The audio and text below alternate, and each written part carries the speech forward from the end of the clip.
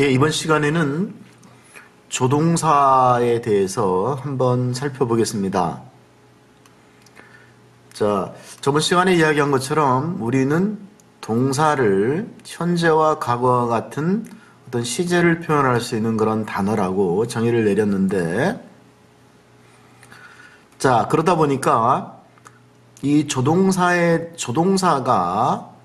동사와 밀접한 관련을 맺지 않을 수가 없게 되는 거죠. 왜 그러냐면 저번 시간에 말씀드린 것처럼 이 메인 버브가 본동사가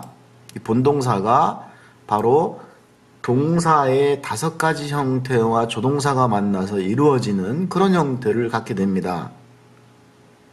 그래서 우리는 이 조동사에 대한, 즉 다시 말하면 이 조동사의 시제에 대해서 생각해 보지 않을 수가 없는데요.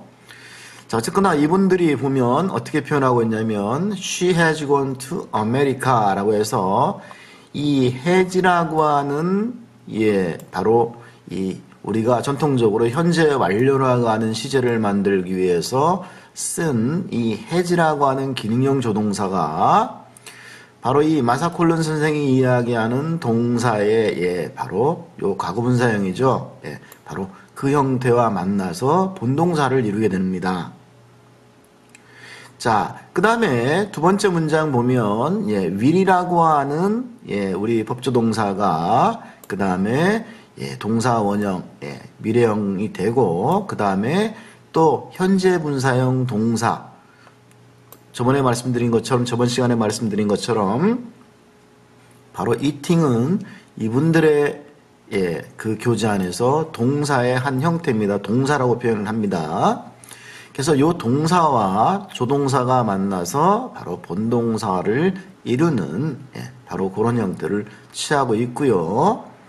그 다음에 세 번째 문장에서 여전히 우리는 전통적인 문법에서 과거 진행형이라고 얘를 표현하고 있는데, 바로 이 eating이라고 하는 현재 분사와 그 다음에 바로 were라고 하는 기능형 조동사가 만나서 이 바로 본동사를 이루고 있다라는 겁니다.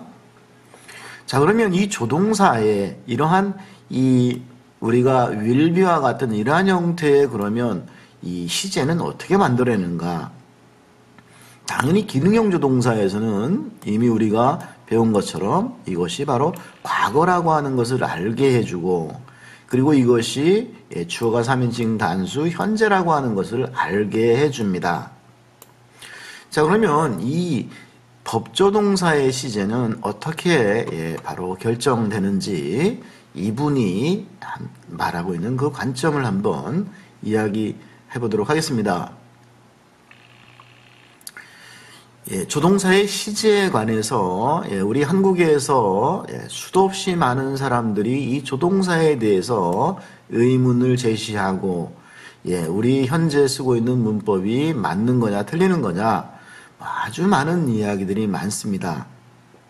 자, 그것이 어떻다고 하더라도 이분들에 대한 이야기를 한번 살펴보면, 이분들은 6개의 주어 법조동사를 가지고 있는데 그 중에 4개는 바로 현재와 과거의 형태를 가진다라고 이렇게 말하고 있습니다. 그래서 우리는 이 will이라고 하는 바로 어떤 주어의 의지나 그 다음에 어떤 미래를 나타내는 그러한 바로 이 조동사의 과거형을 would라고 말하고, shall이라고 하는 바로 조동사의 과거형을 should. 이 shall은 사실 이 전통적인 문법, 과거의 그 영국식 문법에서는 엄청나게 복잡했습니다. 근데 최근에 미국식 문법을 배우면서 이 shall이 밀과 거의 차이가 없이 단순 미래를 나타내는 그런 형태로 많이 쓰고 있습니다. 자, can이라고 하는 조동사의 과거형은 could다. 요거 L이 제가 여기 삭제해야 되겠네요. 미안합니다. 자, may라고 하는 조동사의 과거형은 might다. 이렇게 바로 현지형과 과거형을 구분해 놓고 있습니다. 자, 이것은 형태상으로도 어쩔 수 없을 것 같아요. 왜 그러냐면은 좀 전에 말씀드린 것처럼 바로 본동사가 조동사와 바로 이 동사가 만나서 본동사를 이루는데, 이것은 이 마사콜론 선생의 문법에서 뿐만이 아니고 이 전통적인 문법에서도 바로 이 조동사라고 하는 것 다음에 바로 동사 원형이 옴으로써 그 동사 원형이 어떤 시제를 갖지 못하기 때문에 이 조동사에게 바로 시제를, 이 조동사가 시제를 담당할 수밖에 없었던 것이죠. 자, 어쨌거나 이렇게 아래의 두 개는 과거의 형태를 가지지 않습니다. must라든지 ought to는 과거 형태가 없습니다. 자, 그래서 이렇게 지금 이렇게 이 현재형과 과거형으로 나누고 났는데 그분의 설명을 보면 이렇게 설명을 하고 있습니다. 비록 우리는 이러한 형태들을 현재와 과거라고 부르지만 그 의미는 오늘날의 영어에서 정확하지가 않습니다. 명확하지가 않습니다. 예를 들면 I may eat, 이것은 우리가 현재라고 했는데 보통 우리가 현재 시제는 어떤 행동의 지속성을 가지고 있는 그런 걸 표현하는데 여기에서는 그런 것을 표현해 주지 못하고 있다. 또 I might eat 하면 분명히 과거 시제를 쓰고 있는데 바로 내가 어떤 것을 다 먹어치운 상태가 아니다 라고 하는 것을 말하고 있습니다.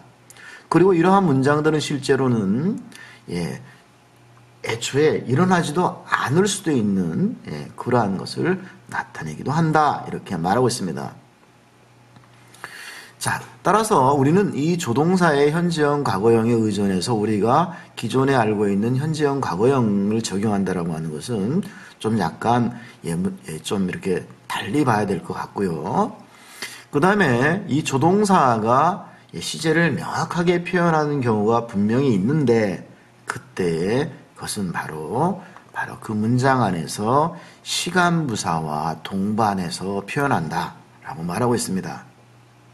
심지어 이분들의 책이 아닌 다른 어떤 책에서 보면 바로 이 조동사 중에 can이라고 하는 동사만 시제를 표현한다고 말하는 사람도 있습니다. 어쨌거나 이분들은 이렇게 어떤 조동사가 바로 이 시간부사와 만나서 그 시제를 명확히 나타낼 수 있다라고 말합니다.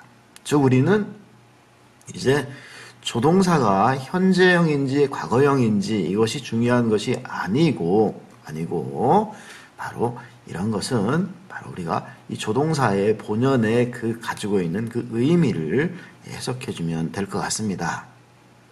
그래서 this morning the groundhog can see its shadow. 오늘 아침 그 groundhog는 자신의 바로 그림자를 볼 수 있습니다. Yesterday the groundhog could see his shadow. 그래서 그 어제 그 groundhog는 그의 그림자를 볼 수 있었습니다. 그래서 이 could가 바로 명확한 과거를 나타내고 이 문장에서는 can이 명확한 현재를 나타낸다. 그 이유는 바로 이 시간 부사 때문에 가능한 것이다. 이렇게 표현을 하고 있습니다. 자, 이렇게 법조동사를 살펴봤고요. 그 다음에 이제 기능형 조동사인데 사실 이 그림은 여기에 나와 있는 이 그림은 제가 전통적으로 과거에 우리 학생들에게 설명하면서 우리가 시제를 가르쳐주는 공부의 내용 중에 하나입니다. 근데 학생들이 상당히 어려워합니다. 물론 우리가 전통적인 학교 문법에서는 지금 이 기본형에서 바로 완료형, 뒤에 완료진형까지 가는데 무려 한 5년 정도의 시간에 거쳐가지고 학습을 하고 있습니다.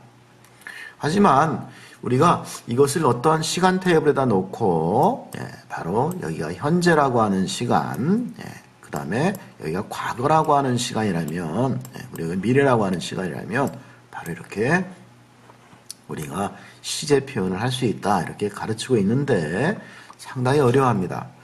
자, 이 동사는 지금 동사 it이라고 하는 동사를 가지고 학생들에게 가르치고 가르친 것인데, 자, 물론 다른 모든 동사도 가능합니다. 그래서 이 it이라는 동사를 예로 보면 우리가 동사라는 것이 문장 안으로 들어가게 되면 시제와 법, 태를 가진다는 것이 바로 전통적인 공부 방식입니다.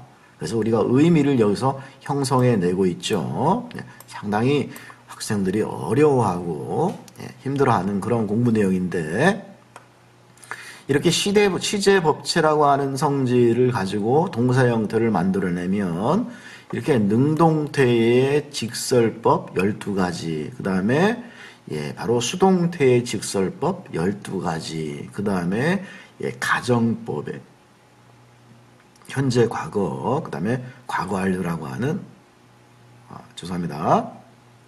가정법 과거와 과거 완료, 그 다음에 가정법 미래 세 가지를 합치면 바로 이 시제법태에 의해서 동사가 무려 바로 25가지의 형태가 바로 생겨나게 되는데, 이때 여기에서 지금 이 노란색으로 칠한 이 부분을 우리는 바로 이런 시제를 만들어내는 바로 기능형 조동사다, 이렇게 말하고 있습니다.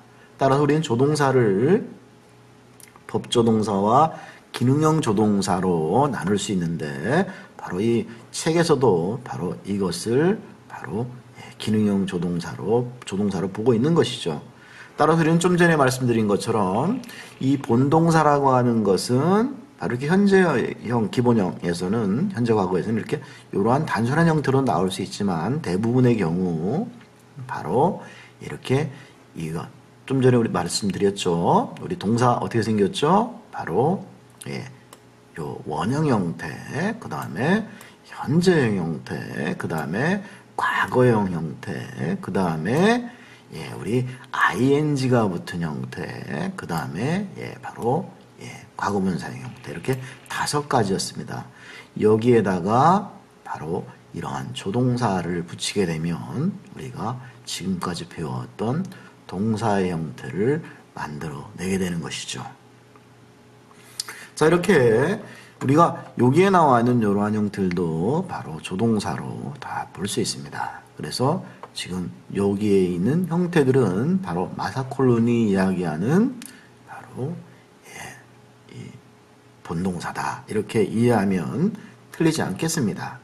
그리고 이런 것들은 지금까지 살펴본 것처럼 바로 아주 단순합니다. 그죠? 과거에 배웠던 것들보다 아주 단순하다. 즉 이것은 어느 정도 바로 우리가 의미적으로 접근했던 그런 과거의 방식에 익숙해져 있다라고 하는 것을 전제해야만 가능한 좀 그런 그런 것도 있을 수 있지 않을까, 저는 추측해 봅니다. 저도 요즘에는 이 책을 보면서 과거에 공부했던 그런 의미적으로 공부했던 부분들을 이렇게 좀 배제시키고, 가급적이면 이렇게 형태적으로 접근해 보려고 책을 읽으면서 많이 지금 저 자신에게 적용해 보고 있는데, 바로 그런 면에서 효과가 있으면 저도 여러분들에게 적극 더 추천하는 그런 장을 만들어 보도록 하겠습니다. 자, 이번 시간에는 이렇게 조동사에 대해서 바로 법조동사와 기능형 조동사, 즉 그것이 뒤에 동사형들과 만나서 문장의 어떤 본동사를 구성하게 되는데, 그것에 대해서 공부해 보았습니다. 오늘은 이만 마치도록 하겠습니다.